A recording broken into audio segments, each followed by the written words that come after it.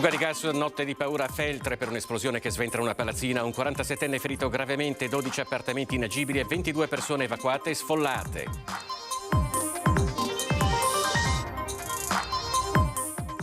Ero sul divano, poi il boato, parla l'inquilino che abita a fianco dell'appartamento esploso. Il sindaco, un miracolo che non sia stata una strage, corsa solidale per sistemare le famiglie senza casa. Amministrative 2023, alle 12 chiuse le liste per la corsa elettorale in 49 comuni del Veneto, gli occhi puntati sui candidati sindaco nei 2 capoluoghi al voto, 7 sfidanti a Vicenza, 5 a Treviso con il giallo PC. Vetrate in frantumi, un tentativo di infrazione, la scritta fasci assassini, raid vandalico contro la sede di Fratelli d'Italia in via Fradeletto a Mestre. Migliaia di persone da tutta la regione in corteo a Vicenza per la manifestazione organizzata da associazioni e sindacati in difesa della sanità pubblica. Prima volta a Longarone per il ministro della Protezione Civile Nello Musumeci, che ha visitato il cimitero di Fortogna e la diga del Vajont a pochi mesi dai 60 anni dal disastro. In attesa della donata nazionale, domani a Motta di Livenza il raduno sezionale degli 89 gruppi della Marca Trevigiana, oltre 1000 penne nere a sfilare dalle 8:45, la diretta su Antenna 3. Buonasera e benvenuti all'edizione del Veneto dei telegiornali di Antenna 3. Dunque una fuga di gas ha provocato una notte di paura a Feltre, un'esplosione ha sventrato una palazzina, una strage sfiorata, un 47enne è rimasto ferito, 22 le persone evacuate e sfollate.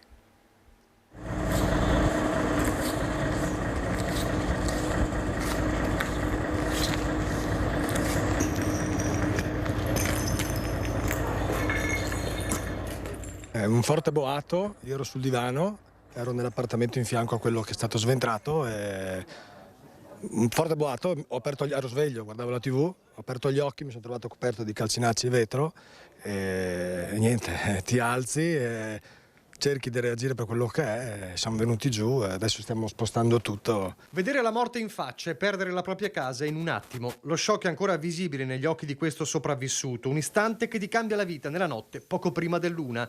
Via Leandro Fusaro, Farra di Feltre, un complesso residenziale che ora sembra bombardato come in guerra. Il disastro nasce da un appartamento al primo piano dove vive un 47enne. Sotto di lui, tra gli altri, una famiglia con 4 bambini.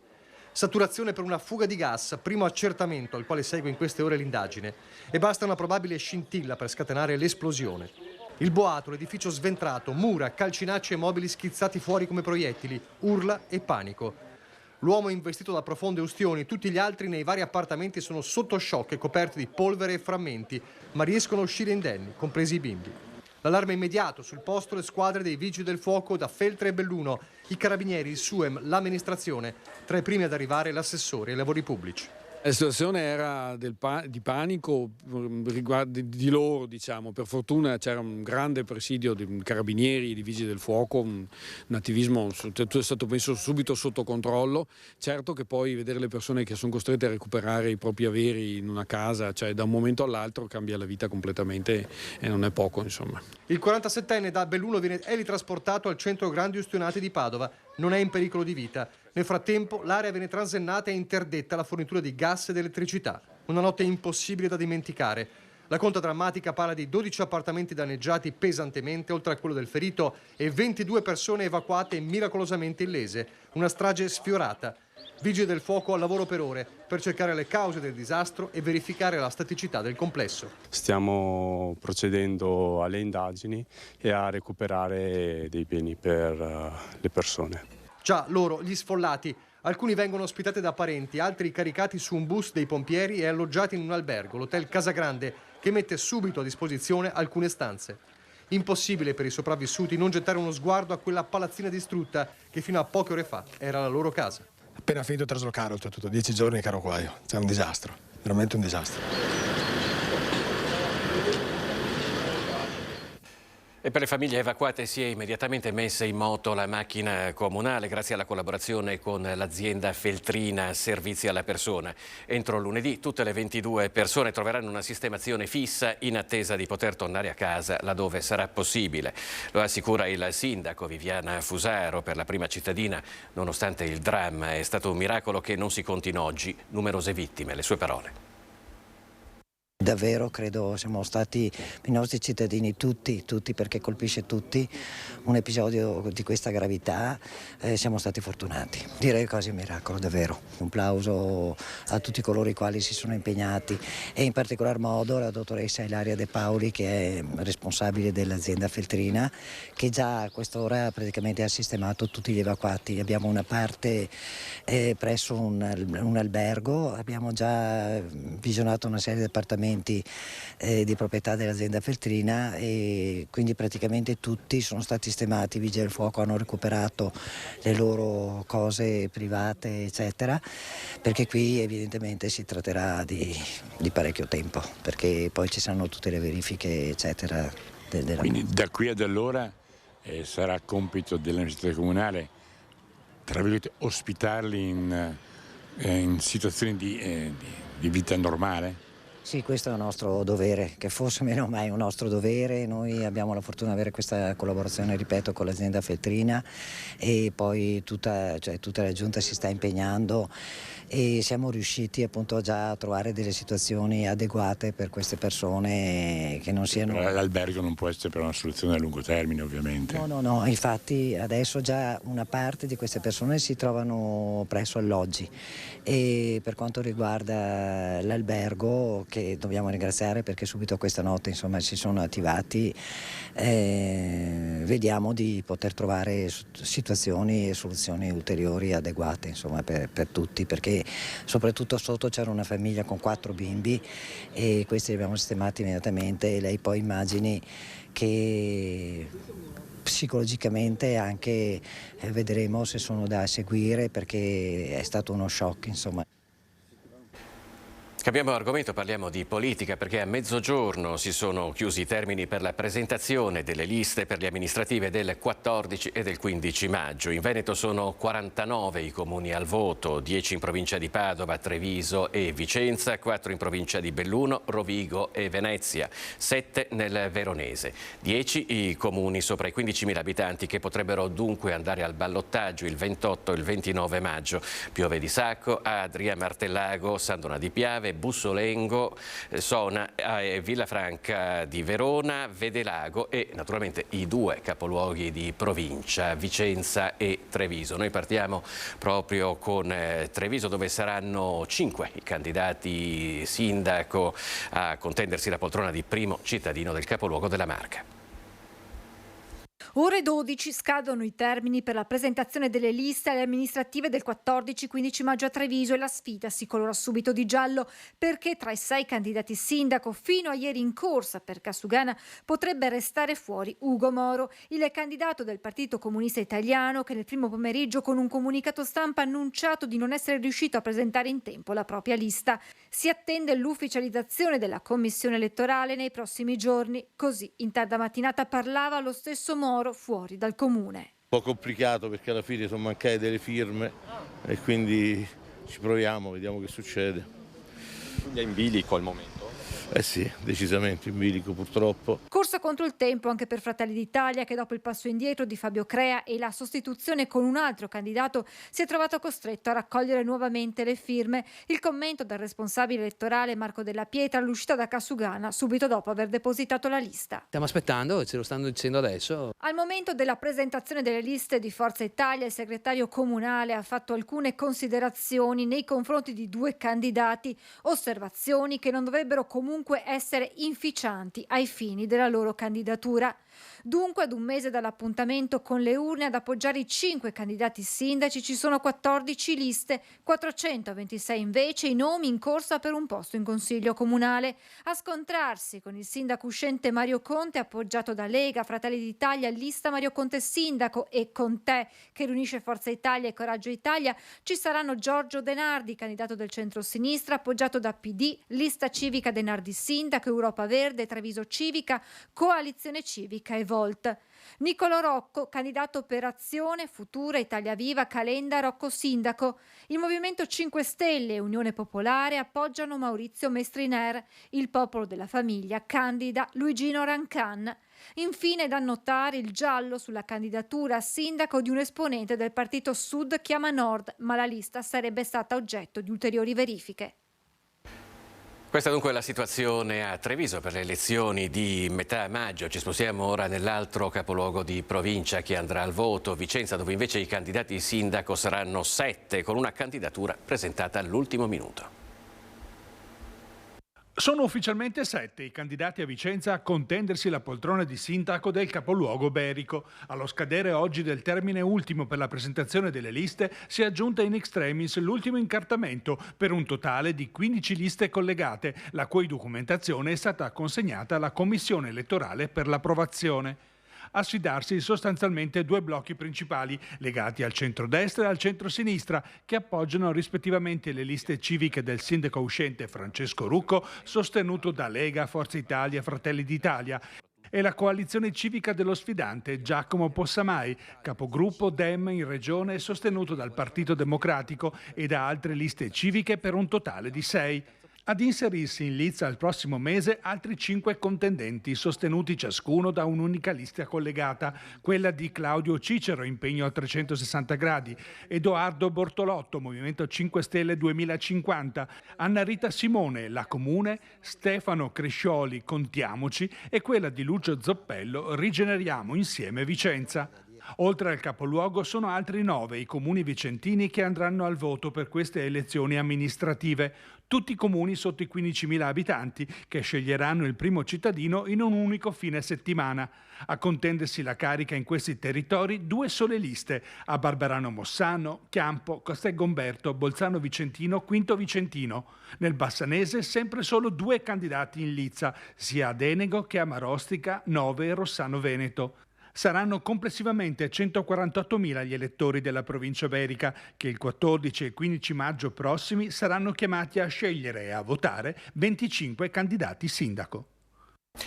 Da Vicenza ci spostiamo a Mestre, dove un raid vandalico di matrice politica ha colpito la sede regionale di Fratelli d'Italia in via Fradeletto. Secondo il senatore mestrino Speranzon, questo clima inizia a preoccupare. Questa mattina abbiamo scoperto che durante la notte qualcuno ha cercato di sfondare le vetrine della sede regionale e comunale di Fratelli d'Italia e hanno fatto anche delle scritte ingiuriose. Fasci assassini, si legge. Un gesto vigliacco l'ha definito il senatore De Carlo, coordinatore veneto di Fratelli d'Italia, che va condannato con fermezza. Stamane nella sede di via Fradeletto si sono recati gli agenti della Digos per i rilievi, ma i responsabili non sono ancora stati trovati.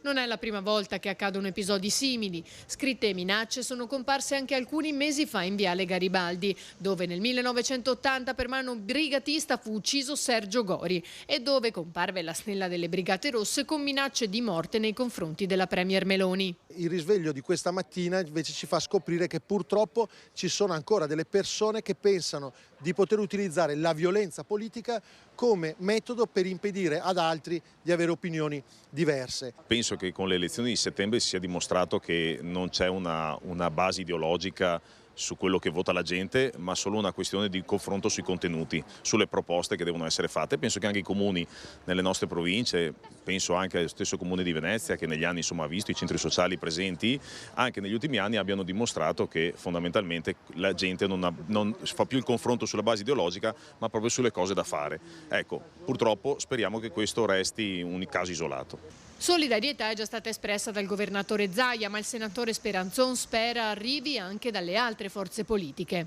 Questi episodi iniziano a preoccuparci. Ci auguriamo che possano individuare quanto prima i responsabili, ci auguriamo anche che la giustizia dia loro una giusta condanna nel momento in cui verranno individuati, e dalle altre forze politiche ci aspettiamo in questo momento assoluta solidarietà nei confronti della comunità politica di Fratelli d'Italia e altrettanto determinata condanna e ferma condanna nei confronti di chi vuole riportare l'odio e la violenza nel dibattito politico. Ci fermiamo per un istante, ci rivediamo tra poco con tante altre notizie da tutto il Veneto.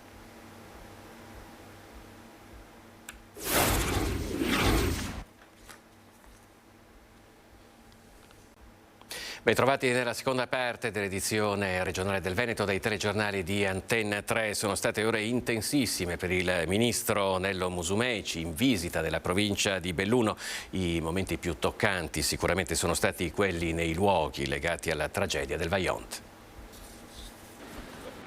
anche per un ministro ci può essere una prima volta, ed è quello che è accaduto a Nello Musumeci visitando Longarone e i luoghi simbolo di una tragedia prossima a compiere 60 anni, recandosi prima nel cimitero di Fortogna, poi sulla diga del Vajont. Io so cosa significa perdere un familiare. Non riesco a immaginare quello che migliaia e migliaia di persone abbiano vissuto quella notte. Il senso di impotenza delle istituzioni. Allora il soccorso non era collegiale, non c'era un impianto sistemico come quello di cui disponiamo oggi. Si interveniva con grande buona volontà, il lavoro che hanno fatto i Vigili del Fuoco già allora è stato straordinario e già allora il volontariato si manifestava, seppur disorganizzato. Fu su quella tragedia che dopo 18 anni nacque la protezione civile con il ministro Zamberletti. E poi la diga, sempre intatta, sempre come allora, con alle spalle la montagna franata. Immagini che colpiscono chi non le aveva mai viste e Musumeci, ascoltando le spiegazioni del presidente della provincia di Belluno, dell'assessore regionale alla protezione civile, del sindaco di Erto, non ha fatto eccezione. È una tempesta di emozioni naturalmente. Da un lato l'orgoglio di una ingegneria italiana che progetta un'opera ardita, fra le più significative in quel momento nel contesto europeo. E al tempo stesso il ricordo di quelle migliaia di persone innocenti per una valutazione forse errata, e comunque io sono convinto, resto convinto che questi luoghi vanno visitati al di là della spinta emotiva che determinano, perché servono a convincerci della necessità della prevenzione strutturale. Manifestazione a Vicenza a tutela della sanità pubblica. La manifestazione di carattere regionale si è svolta per le vie del centro ed è stata partecipata da migliaia di persone. Vediamo. Erano migliaia a Vicenza a manifestare a favore della sanità pubblica, oltre 6.000 le persone stimate dagli organizzatori, associazioni del territorio, sindacati, cittadini da tutta la regione chiamati a raccolta in un corteo organizzato dal Coordinamento Veneto Sanità Pubblica che ha attraversato la città dalla stazione a Corso Palladio a Campomarzo per sottolineare le criticità della sanità e sensibilizzare le istituzioni. Problematiche rilevate sono tante e riguardano i vari aspetti del Servizio Sanitario Nazionale, da quello territoriale a quello domiciliare a quello ospedaliero. Ci sono stati dei tagli che hanno colpito sia le zone periferiche e quindi più fragili, quelle montane per esempio, sia le città più importanti, compresa Padova, Verona, Vicenza, eccetera. Criticità che vanno dalle liste d'attesa alle spese sanitarie. Questo è un problema importante, e cioè che il cittadino debba ricorrere ai servizi della sanità privata con i costi che ne conseguono, e questo esclude delle larghe fasce della popolazione dal diritto alla salute che sarebbe sancito dalla Costituzione. È una situazione gravissima e in progressivo peggioramento. Tra le difficoltà evidenziate nel Vicentino, quella relativa alla carenza dei medici di base. È molto sentito il problema della carenza dei medici di base.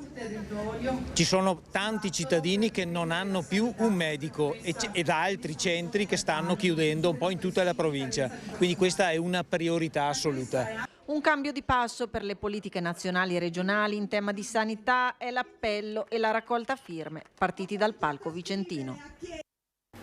Appuntamento da non perdere domani mattina su Antenna 3 per la diretta della dunata sezionale degli alpini trevigiani a Motta di Livenza. Saranno oltre 1000 le penne nere che sfileranno a partire dalle 8:45 con l'ammassamento sulla Livenzetta per poi raggiungere Piazzale Predonzani per l'alzabandiera.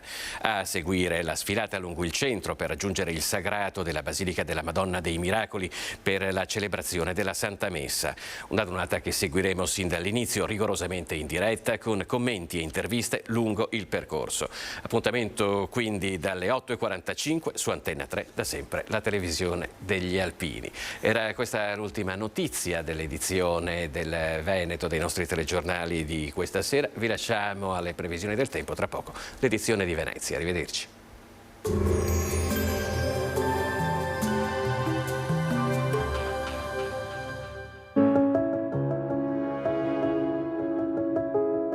Ad accogliervi sarà Conegliano. Benvenuti al meteo. Pressione atmosferica in moderato aumento. Sarà una domenica 16 aprile con tempo tutto sommato buono. Vediamo insieme il dettaglio. Sul Veneto avremo un'alternanza di nuvole e rasserenamenti. In giornata poi non è esclusa una instabilità passeggera sui rilievi e verso la provincia di Verona in particolare. Temperature con andamento alquanto irregolare, minime tra 2 e 8 gradi, massime tra i 14 e i 18 all'incirca. Spostiamoci ora sul Friuli Venezia Giulia. Anche in questo caso avremo un ampio soleggiamento con qualche nuvola sui monti dove saranno possibili degli occasionali piovaschi sparsi nel corso del pomeriggio. Temperature minime tra 5 e 8 gradi, massime sui 13-18 gradi all'incirca. Infine diamo uno sguardo alla situazione del Trentino Alto Adige, dove il sole sarà presente, come ci mostra la grafica, eccetto sui settori più settentrionali dove il tempo sarà un po' più variabile. Temperature minime intorno ai 5 gradi, massime sui 19-20 gradi all'incirca. Dal meteo per ora è tutto, vi auguro un buon proseguimento in nostra compagnia.